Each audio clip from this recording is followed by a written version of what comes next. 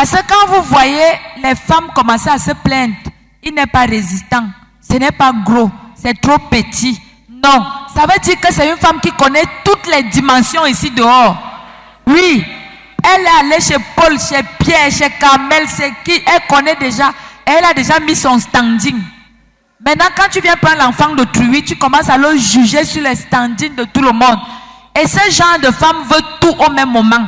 C'est elle qui veut la résistance, c'est elle qui veut le gros, c'est elle qui veut le long, c'est elle qui veut tout. Parce qu'elle a déjà tout. Donc, frères et sœurs, je pense que si nous sommes ici à l'église, nous sommes dans un milieu de Dieu. La fornication, rapport sexuel, or, nous prêchons chaque jour. Alors, quand vous partez faire votre têtutesse dehors, et que tôt ou tard ça vous rattrape, ce n'est pas nous. Je veux m'adresser particulièrement aux jeunes. Parce qu'il y en a qui sont déjà mouillés, ils ne peuvent plus rien. Ne goûtez pas avant de vous marier. Ne goûtez pas. Ceux qui sont là, qui n'ont pas encore connu le sexe, restez comme ça jusqu'au mariage.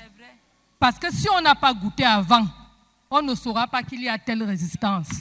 Si on n'a pas goûté avant, on va découvrir seulement son mari, on ne connaîtra pas les dimensions qu'il y a ailleurs. Pardon, ne goûtez pas. C'est le danger là.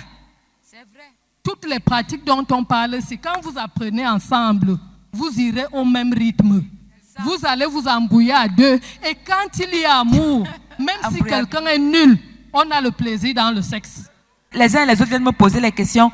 Maman, et si j'épouse et puis on arrive dans le foyer et il est impuissant, je fais comment? Je vais vous dire, un homme qui est impuissant, qui sait qu'il est impuissant et qui vous épouse, quand vous partez dans le foyer, vous découvrez, non, maman n'est pas en prison. C'est des cas très rares.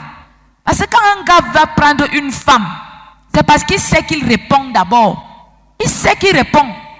Tu ne vas pas aller prendre l'enfant d'autrui alors que tu sais que toi, il n'y a pas l'âme du crime.